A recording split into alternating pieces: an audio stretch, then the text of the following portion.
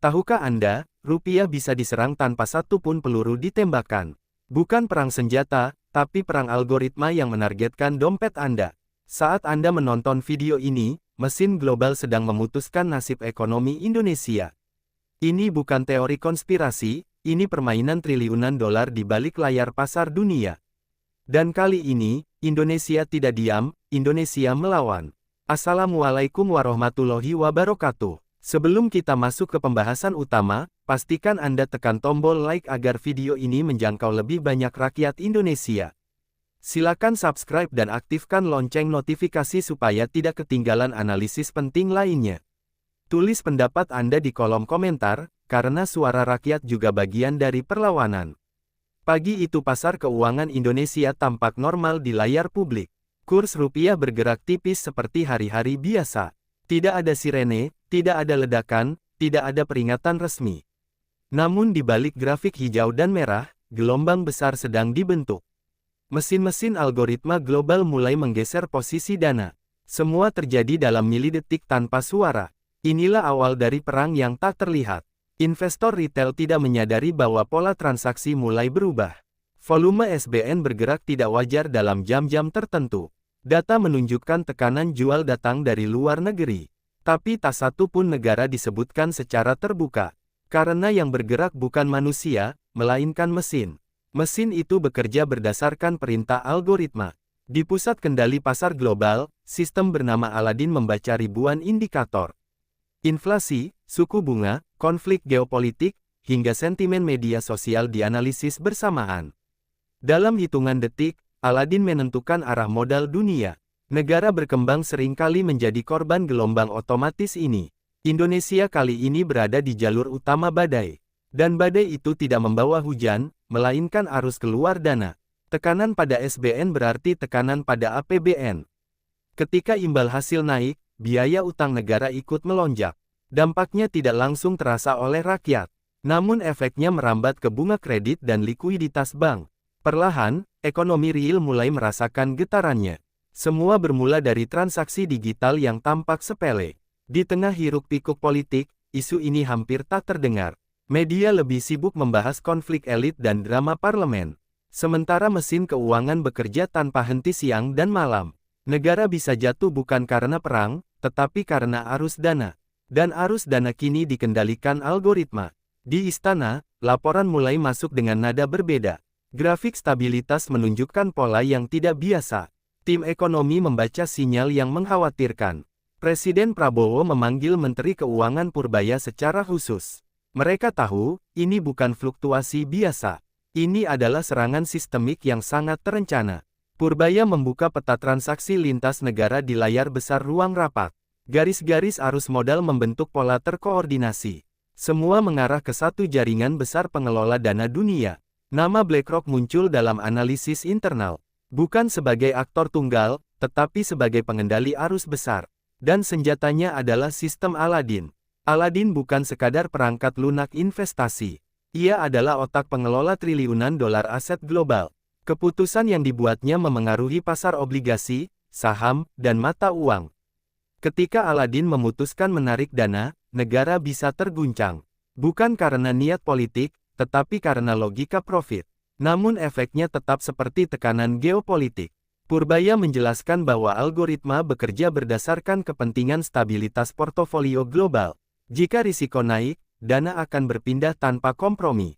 Negara dengan defisit dan kebutuhan utang tinggi menjadi sasaran. Indonesia, dengan proyek pembangunan besar, masuk dalam kategori rawan. Mesin tidak mengenal diplomasi. Mesin hanya mengenal data dan peluang. Prabowo mendengarkan tanpa menyela. Wajahnya tenang namun tegang. Ia paham bahwa ini bukan sekadar urusan pasar. Ini menyangkut kedaulatan ekonomi bangsa. Jika negara tunduk pada mesin global, maka kebijakan nasional menjadi reaktif. Indonesia akan selalu mengejar arus, bukan mengendalikannya. Dan itu adalah posisi yang berbahaya. Tim ekonomi menyadari bahwa langkah konvensional tak cukup. Intervensi pasar hanya menunda, bukan menyelesaikan. Kenaikan suku bunga hanya memberi napas sesaat. Diperlukan strategi struktural, bukan tambal sulam. Dan strategi itu harus mengejutkan pasar global. Sesuatu yang tidak terbaca oleh algoritma lama. Di titik inilah istilah senjata emas mulai muncul. Bukan senjata fisik, melainkan kebijakan berbasis aset nyata. Purbaya mengusulkan diversifikasi cadangan ke bentuk yang lebih kebal terhadap spekulasi. Emas, komoditas, dan perjanjian bilateral mulai dipertimbangkan. Strategi ini berisiko, tapi memberi ruang manuver. Prabowo mengangguk, tanda persetujuan awal diberikan. Tekanan terhadap rupiah semakin terasa dalam beberapa pekan berikutnya. Nilai tukar bergerak liar meski fundamental relatif stabil. Bank sentral melakukan stabilisasi dengan intervensi terukur. Namun arus dana keluar tetap lebih besar dari arus masuk. Mesin global terus bekerja tanpa lelah. Pasar membaca sinyal dan ikut bereaksi. Kenaikan yield SBN memaksa perbankan menyesuaikan suku bunga kredit. Cicilan KPR mulai naik perlahan. Dunia usaha menunda ekspansi karena biaya modal meningkat. Konsumsi rumah tangga ikut melambat. Efek domino mulai menyentuh ekonomi real. Padahal publik belum tahu penyebab sebenarnya. Di media sosial, narasi krisis mulai beredar. Sebagian menyebut ini kegagalan kebijakan pemerintah. Sebagian lain menyalahkan utang luar negeri. Padahal masalahnya jauh lebih kompleks. Ini bukan sekadar soal fiskal, tetapi soal arsitektur keuangan global. Namun isu itu sulit dijelaskan dalam satu headline. Purbaya memilih bergerak tanpa banyak publikasi. Ia mempercepat koordinasi dengan bank sentral dan BUMN strategis.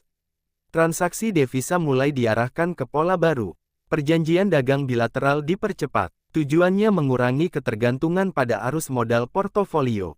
Strategi diam-diam ini menjadi fondasi perlawanan. Prabowo di sisi lain memperkuat jalur diplomasi ekonomi. Negara-negara mitra non-barat diajak memperluas transaksi langsung. Skema perdagangan lokal currency mulai diperluas. Ini bukan langkah populis, tapi langkah bertahan hidup. Karena ketika pasar global menutup pintu, negara harus membuka pintu sendiri. Dan pintu itu harus dijaga oleh kebijakan nasional. Di balik semua itu, Aladin tetap membaca pasar. Namun mesin kesulitan membaca kebijakan yang tidak berbasis sinyal finansial konvensional. Inilah celah yang dimanfaatkan Indonesia. Strategi berbasis aset nyata dan perjanjian politik sulit dimodelkan algoritma. Pasar mulai bingung membaca arah kebijakan. Untuk pertama kalinya, mesin kehilangan kepastian. Cadangan emas nasional mulai ditingkatkan secara bertahap. Bukan hanya sebagai aset, tetapi sebagai instrumen stabilitas. Pemerintah memperkuat posisi emas dalam neraca nasional. Langkah ini memberi sinyal bahwa Indonesia tak hanya bergantung pada dolar. Pasar mulai membaca perubahan struktur cadangan. Namun belum semua memahami dampaknya. Di saat yang sama, proyek hilirisasi dipercepat dengan skema pembiayaan baru. Komoditas tak lagi sekadar diekspor mentah. Nilai tambah mulai ditahan di dalam negeri. Ini memperkuat fundamental jangka panjang. Mesin algoritma sulit menilai dampak kebijakan industri semacam ini. Karena efeknya tidak instan, tetapi struktural. Perdagangan bilateral dengan mata uang lokal mulai diperluas. Ini mengurangi kebutuhan dolar dalam transaksi regional. Ketergantungan pada pasar obligasi global perlahan ditekan. Arus devisa mulai memiliki jalur alternatif. Sistem keuangan nasional menjadi lebih fleksibel. Dan fleksibilitas adalah musuh bagi algoritma kaku. BlackRock dan institusi global mulai membaca sinyal perlawanan. Mereka menyesuaikan portofolio, tapi dengan kehati-hatian. Risiko meningkat, namun potensi keuntungan tetap ada. Pasar menjadi lebih volatil. Tapi volatilitas juga berarti peluang bagi negara yang siap. Indonesia memanfaatkan momentum untuk menata ulang struktur pembiayaan. Purbaya menegaskan bahwa ini bukan anti-investasi. Ini adalah reposisi kedaulatan finansial. Investor tetap disambut, tapi bukan sebagai pengendali. Pemerintah ingin menjadi pemain aktif, bukan objek pasar. Narasi ini mulai disampaikan dalam forum internasional. Dunia mulai melihat perubahan sikap Indonesia. Prabowo menegaskan bahwa pembangunan harus berdiri di atas kekuatan sendiri. Bantuan luar negeri boleh datang, tapi bukan syarat kebijakan. Indonesia tidak menutup diri, tapi juga tidak menyerahkan kendali. Prinsip ini menjadi garis keras kebijakan ekonomi baru. Dan garis ini tidak mudah digoyang oleh fluktuasi pasar. Pasar internasional mulai menilai ulang risiko Indonesia. Sebagian investor menarik diri, sebagian justru masuk dengan strategi baru. Volatilitas meningkat, tapi arah jangka panjang mulai stabil. Rupiah tidak lagi jatuh bebas seperti yang diprediksi. Mesin algoritma mulai mengubah parameter. Namun ketidakpastian tetap tinggi. Lembaga pemeringkat mengeluarkan catatan kehati-hatian. Mereka mengakui fundamental ekonomi membaik, tapi struktur pembiayaan berubah. Ini membuat pasar harus menyesuaikan model penilaian. Model lama tidak lagi sepenuhnya relevan. Dan pasar selalu gelisah ketika model gagal membaca realitas. Dalam negeri, dunia usaha mulai melihat peluang baru. Industri berbasis sumber daya mendapat dukungan lebih kuat. UMKM mulai masuk rantai pasok nasional. Permintaan domestik mulai menggantikan sebagian ekspor. Ini mengurangi ketergantungan pada siklus global. Ekonomi menjadi lebih tahan guncangan luar. Namun tantangan belum selesai. Utang lama tetap harus dikelola. Defisit tetap harus dikendalikan. Kebijakan fiskal harus semakin disiplin. Purbaya memperketat belanja yang tidak produktif. Setiap rupiah diarahkan ke sektor yang memberi efek ganda. Strategi ini butuh waktu dan kesabaran. Prabowo menekankan pentingnya stabilitas sosial. Ia tahu tekanan ekonomi bisa memicu gejolak politik. Program perlindungan sosial diperkuat. Subsidi diarahkan lebih tepat sasaran. Tujuannya menjaga daya beli kelas menengah dan bawah. Karena stabilitas ekonomi tak berarti tanpa stabilitas rakyat. Di balik layar, perang algoritma belum berakhir. Mesin terus menguji ketahanan sistem baru Indonesia. Setiap celah akan dimanfaatkan. Namun kini Indonesia tidak lagi sepenuhnya pasif. Negara mulai bermain di papan yang sama. Dengan strategi yang tidak sepenuhnya bisa diprediksi mesin. Algoritma bekerja dengan asumsi rasional ekonomi murni. Negara bekerja dengan pertimbangan politik, sosial, dan sejarah. Inilah perbedaan mendasar yang tak bisa dimodelkan sempurna. Ketika negara memilih stabilitas sosial di atas efisiensi pasar, mesin kebingungan.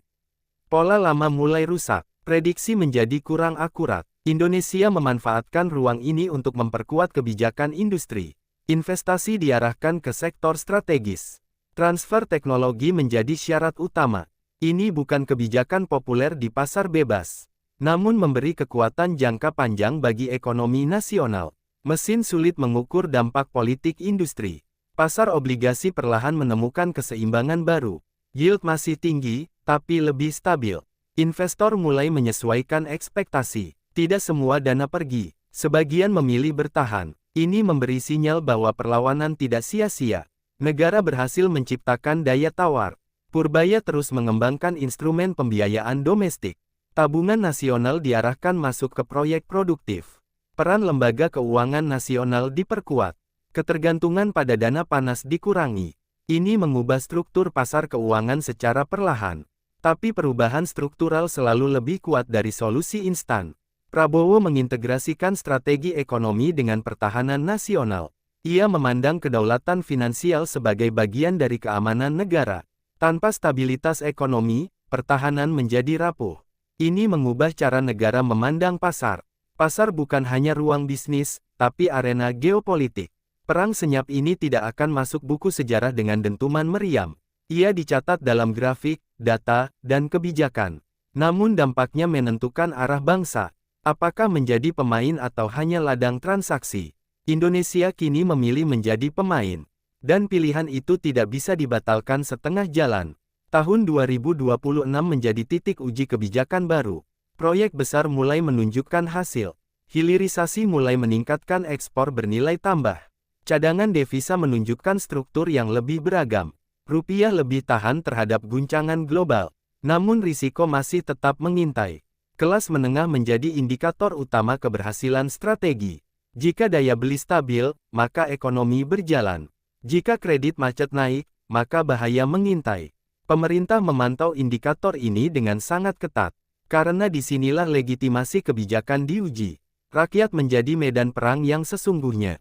Pasar global menunggu apakah Indonesia akan konsisten. Mesin algoritma mulai mengkalibrasi ulang parameter risiko.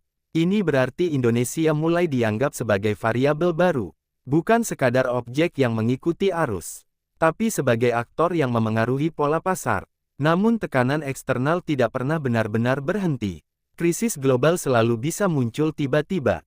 Konflik geopolitik bisa mengubah arus modal dalam sekejap. Negara harus siap menghadapi skenario terburuk. Karena kedaulatan tidak berarti kebal terhadap badai. Purbaya menyiapkan skema darurat untuk stabilitas fiskal. Buffer anggaran diperkuat. Koordinasi lintas lembaga dipercepat. Sistem respons krisis diperbarui. Semua dilakukan tanpa banyak publikasi. Karena strategi terbaik seringkali bekerja dalam diam. Prabowo menegaskan bahwa perjuangan ini panjang. Tidak ada kemenangan instan dalam perang ekonomi. Hanya ketahanan dan konsistensi yang menentukan. Negara harus sabar, rakyat harus percaya. Dan kepercayaan adalah modal yang tak bisa dibeli algoritma. Selain transaksi, perang juga terjadi di ruang informasi. Sentimen pasar bisa dibentuk oleh berita dan opini. Isu krisis sering disebar untuk memicu kepanikan. Kepanikan membuat mesin bekerja lebih agresif. Ini menjadi siklus yang saling memperkuat. Pemerintah mulai mengelola komunikasi ekonomi lebih strategis. Data dipublikasikan dengan narasi yang terkontrol. Bukan untuk menutup masalah, tetapi untuk mencegah kepanikan. Psikologi pasar menjadi bagian dari kebijakan. Karena kepercayaan sama pentingnya dengan cadangan devisa. Media alternatif memainkan peran besar dalam membentuk opini. Sebagian membantu, sebagian justru memperkeruh suasana. Pemerintah tidak bisa mengontrol semua narasi. Namun bisa memastikan kebijakan tetap berjalan konsisten. Konsistensi adalah jawaban paling kuat terhadap rumor. BlackRock dan institusi global juga mengelola narasi mereka sendiri. Laporan risiko disusun dengan bahasa yang hati-hati. Mereka tidak ingin terlihat sebagai penekan negara berkembang. Namun kepentingan portofolio tetap menjadi prioritas. Inilah dilema pasar global modern. Indonesia memilih tidak bermain dalam drama terbuka. Fokus tetap pada perbaikan struktur ekonomi. Karena narasi tanpa kebijakan hanya akan menjadi slogan. Mesin mungkin membaca berita, tapi lebih percaya pada data. Dan data mulai menunjukkan perbaikan bertahap. Perang psikologis ini menentukan stabilitas jangka pendek. Tapi perang struktural menentukan masa depan. Indonesia memilih fokus pada yang kedua. Meski hasilnya tidak instan, tapi lebih tahan lama terhadap tekanan global. Strategi non-blok finansial mulai terlihat jelas. Indonesia tidak ingin terikat penuh pada satu poros ekonomi. Hubungan dengan Barat tetap dijaga. Namun kerjasama dengan Timur juga diperluas. Diversifikasi menjadi kunci kebijakan luar negeri ekonomi. Skema perdagangan regional diperkuat. Infrastruktur pembayaran lintas negara dikembangkan. Ini mengurangi dominasi sistem lama. Negara memiliki lebih banyak pilihan jalur transaksi. Dan pilihan berarti kebebasan strategi. Kebijakan ini tidak berarti tanpa risiko. Sistem baru belum teruji krisis besar. Namun ketergantungan pada satu sistem juga berbahaya. Indonesia memilih mengambil risiko terukur. Daripada aman semu yang dikendalikan pihak lain. Pasar global mulai menganggap Indonesia sebagai studi kasus. Negara berkembang yang mencoba keluar dari pola lama. Ini menarik perhatian banyak pihak. Sebagian mendukung, sebagian menunggu kegagalan. Namun Indonesia terus melangkah. Purbaya menyadari bahwa keberhasilan bukan hanya soal angka, tapi juga soal institusi yang kuat. Reformasi birokrasi fiskal terus berjalan. Transparansi dan akuntabilitas diperketat. Ini membangun kepercayaan jangka panjang. Prabowo menegaskan bahwa kedaulatan ekonomi adalah proyek generasi. Tidak bisa selesai dalam satu periode. Tapi harus dimulai dengan keputusan berani. Dan keputusan itu telah diambil. Kini tinggal dijalankan dengan disiplin. Perang senyap ini tidak pernah diumumkan secara resmi. Tidak ada deklarasi. Tidak ada gencatan senjata. Hanya grafik, kebijakan, dan arus modal yang saling bertabrakan. Namun dampaknya nyata bagi masa depan bangsa. Indonesia berada di persimpangan sejarah ekonomi. Antara tunduk pada mesin atau mengendalikan arah sendiri. Prabowo dan Purbaya memilih jalan yang tidak mudah. Mereka tahu risikonya besar dan kritik akan datang. Namun mereka juga tahu bahwa ketergantungan lebih berbahaya. Negara yang tidak berdaulat secara finansial mudah dikendalikan. Dan kedaulatan tidak datang tanpa perlawanan. Rakyat mungkin tidak melihat perang ini di jalanan. Tapi mereka merasakannya di cicilan rumah, harga pangan, dan peluang kerja. Karena itu, kebijakan ekonomi bukan sekadar angka di laporan. Ia menentukan kualitas hidup jutaan orang. Dan tanggung jawab itu tidak ringan. Mesin algoritma akan terus berkembang dan semakin canggih. Pasar global akan semakin cepat dan kejam. Negara tidak bisa melawan dengan cara lama. Ia harus cerdas, fleksibel, dan berani keluar dari pola. Inilah makna sejati dari senjata emas yang dipilih Indonesia. Apakah Indonesia akan benar-benar merdeka secara ekonomi? Atau kembali terseret arus global berikutnya? Jawabannya tidak ditentukan oleh satu kebijakan, tapi oleh konsistensi, keberanian, dan dukungan rakyat. Karena perang ini bukan hanya milik pemerintah. Ini adalah perjuangan seluruh bangsa. Dan ketika sejarah menuliskan bab ini, ia tidak akan mencatat suara tembakan. Ia akan mencatat keberanian mengambil keputusan sulit. Keputusan untuk berdiri, bukan berlutut. Keputusan untuk menjadi subjek, bukan objek. Inilah kisah tentang perang tanpa asap mesiu. Perang yang menentukan arah Indonesia di masa depan. Perang ini mungkin tak terlihat, tapi dampaknya akan kita rasakan bersama. Pertanyaannya sekarang, apakah kita hanya akan menjadi penonton, atau ikut menjaga masa depan bangsa? Karena kedaulatan ekonomi tidak jatuh dari langit, ia harus diperjuangkan dengan kesadaran. Hari ini kita membahas algoritma dan pasar, besok yang dipertaruhkan adalah pekerjaan dan harga kebutuhan. Sejarah tidak akan bertanya seberapa keras kita berbicara, tapi seberapa peduli kita memahami. Terima kasih sudah menyimak video ini sampai selesai. Jangan lupa tekan tombol like sebagai dukungan agar pembahasan seperti ini terus muncul di beranda. Subscribe channel ini supaya kita bisa terus berdiskusi soal masa depan Indonesia. Tulis di kolom komentar, menurut Anda apakah Indonesia sudah berada di jalur yang benar? Karena suara rakyat, sekecil apapun, tetap punya arti dalam arah kebijakan bangsa, dan diskusi yang sehat adalah fondasi dari demokrasi yang kuat. Sampai jumpa di video berikutnya.